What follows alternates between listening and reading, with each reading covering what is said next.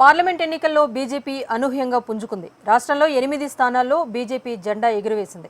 దీంతో అధికార కాంగ్రెస్ పార్టీలో అలజడి మొదలైందన్న టాక్ వినిపిస్తోంది. రాష్ట్రంలో కాంగ్రెస్ పార్టీ పట్టు కోసం సీఎం రేవంత్ రెడ్డి తన సొంత జిల్లా నుంచే ఆపరేషన్ ఆకర్ష్ ఆరంభించారన్న టాక్ వినిపిస్తోంది. రానున్న స్థానిక సంస్థల ఎన్నికల్లో మరోసారి బోల్తా పడకుండా ఉండాలి అంటే సాధ్యమైనంత వరకు ఇతర పార్టీల ఎమ్మెల్యేలను తమ పార్టీలో చేర్చుకోవాలన్న ఆలోచనతో ఉన్నారంట ముఖ్యమంత్రి రేవంత్ రెడ్డి. దీంట్లో భాగంగానే సీఎం సొంత జిల్లాలోని ఇతర పార్టీ ఎమ్మెల్యేలకు గ్యాలం వేస్తున్నారట అధికార కాంగ్రెస్ పార్టీ నేతలు. మరి వారు వేసే గ్యాలంకు పడుతున్న ఎమ్మెల్యేలెవరు? స్థానిక సంస్థలే లక్ష్యంగా ముందుకు సాగుతున్న సీఎం రేవంత్ లక్ష్యం నెరవేరుతుందా?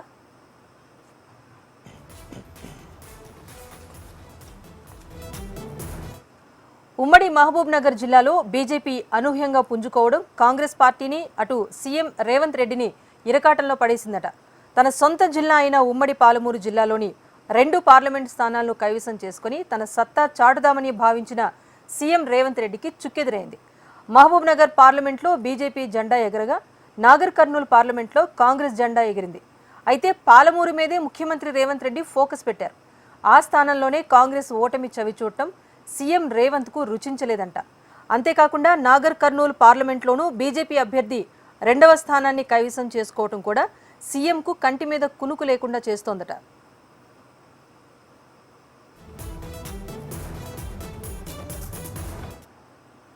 ఈ పార్లమెంట్ ఎన్నికల ఫలితాలు ఇలా ఉంటే తాను ఎంతో ప్రతిష్టాత్మకంగా తీసుకున్న మహబూబ్ నగర్ ఎమ్మెల్సీ ఉప ఎన్నికల ఫలితం కూడా రేవంత్ రెడ్డిని ఇరకాటంలో పెట్టిందన్న టాక్ వినిపిస్తోంది.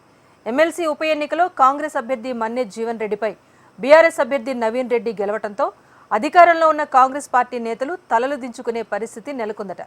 దీంతో ఎలాగైనా మొదట ఉమ్మడి పాలమూరు జిల్లాలో కాంగ్రెస్ పార్టీ పూర్తి స్థాయిలో పట్టు సాధించాలన్న తలంపుతో ముఖ్యమంత్రి రేవంత్ రెడ్డి పావులు కదుపుతున్నారని ప్రచారం కొనసాగుతోంది. ఇందులో భాగంగానే ఆపరేషన్ ఆకర్షణ స్టార్ట్ చేశారట ముఖ్యమంత్రి రేవంత్ రెడ్డి. ఉమ్మడి పాలమూరు జిల్లాలో మొత్తం 14 అసెంబ్లీ స్థానాలుండగా అందులో 12 స్థానాలను కాంగ్రెస్ పార్టీ కైవసం చేసుకుంది. మిగిలిన 2 స్థానాలు గద్వాల్, అలంపూర్. ఈ 2 నియోజకవర్గాల్లో బీఆర్ఎస్ పార్టీ అభ్యర్థులు ఎమ్మెల్యేలుగా గెలుపొందారు. అయితే 2018 ఎన్నికల్లో కాంగ్రెస్ పార్టీ కూడా ఇదే పరిస్థితుల్లో ఉండేది. మొత్తం 14 స్థానాలకు గాను కేవలం కొల్లాపూర్ ఒక్క స్థానంలోనే కాంగ్రెస్ అభ్యర్థి బీరం హర్షవర్ధన్ రెడ్డి విజయం సాధించారు. 13 స్థానాల్లో గెలిచిన బీఆర్ఎస్ ఆ ఒక్క స్థానాన్ని కూడా తమలో కలిపేసుకుంది.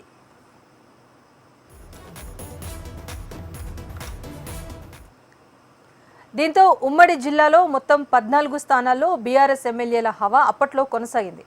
ఉమ్మడి పాలమూరు జిల్లాలో స్థానిక సంస్థలు మొదలుకొని 5 జడ్పీ చైర్మన్ పదవులను సైతం బీఆర్ఎస్ పార్టీకి చెందిన వారే పొందారు. దీంతో ఉమ్మడి పాలమూరు జిల్లాలో గత 5 ఏళ్ల పాటు కార్ పార్టీ హవా కొనసాగింది. ఇప్పుడు కూడా నాడు బీఆర్ఎస్ అవలంబించిన తీరునే కాంగ్రెస్ పార్టీ కూడా అవలంబిస్తోంది. తామున్న అధికార హోదాతో బీఆర్ఎస్ పార్టీని కనుమరుగు చేసే పనిలో పడింది కాంగ్రెస్ పార్టీ.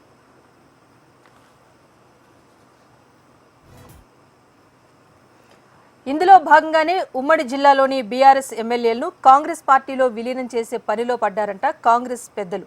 ఈ క్రమంలోనే గద్వాల్ ఎమ్మెల్యే బండ్ల కృష్ణమోహన్ రెడ్డి కాంగ్రెస్ పార్టీలో చేరేందుకు సన్నద్ధమయ్యారట. సీఎం రేవంత్ రెడ్డి సమక్షంలో ఎమ్మెల్యే బండ్ల కృష్ణమోహన్ రెడ్డి కాంగ్రెస్ కండువా కప్పుకోనున్నట్టుగా సమాచారం.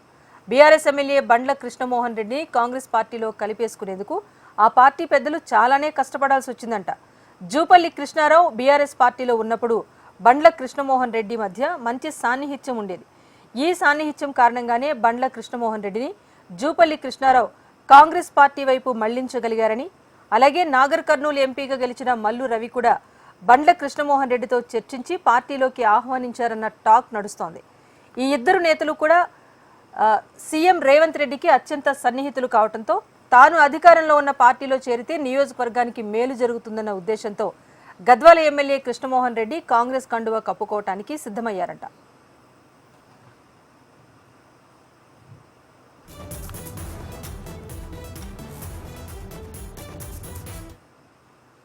ఇదిలా ఉంటే ఉమ్మడి జిల్లాలో ఉన్న ఇద్దరు బీఆర్ఎస్ ఎమ్మెల్యేలో ఒకరు కాంగ్రెస్ పార్టీలో చేరితే మిగిలేది ఒక్క అలంపూర్ ఎమ్మెల్యే విజయుడు మాత్రమే.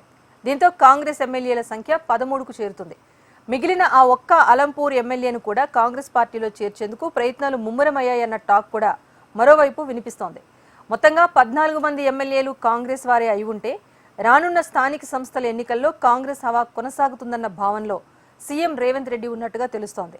స్థానిక సంస్థల ఎన్నికల్లో సాధ్యమైనన్ని ఎక్కువ సీట్లను కాంగ్రెస్ పార్టీ గెలుచుకుంటే ఉమ్మడి జిల్లాలోని 5 జడ్పీ చైర్మన్ పదవులను సైతం దక్కించుకోవచ్చనే ఆలోచనలో కాంగ్రెస్ పెద్దలు ఉన్నట్టుగా తెలుస్తోంది. దీంతో పార్లమెంట్ ఎన్నికల తర్వాత ఉమ్మడి పాలమూరు జిల్లాలో సీఎం రేవంత్ రెడ్డి చేపట్టిన ఆపరేషన్ ఆకర్ష్కు గద్వాల ఎమ్మెల్యే హస్తం పార్టీలో చేరేందుకు సిద్ధం కావడంతో విజయవంతంగా ఆరంభమైందన్న ప్రచారం కూడా నడుస్తోంది. మిగిలిన అలంపూర్ బీఆర్ఎస్ ఎమ్మెల్యే విజయుడు కూడా హస్తం పార్టీలోకి మారతారా, లేక మొదటిసారి తనకు టికెట్ ఇచ్చిన బీఆర్ఎస్ పార్టీలోనే కొనసాగుతారా? వేచి చూడాల్సిందే.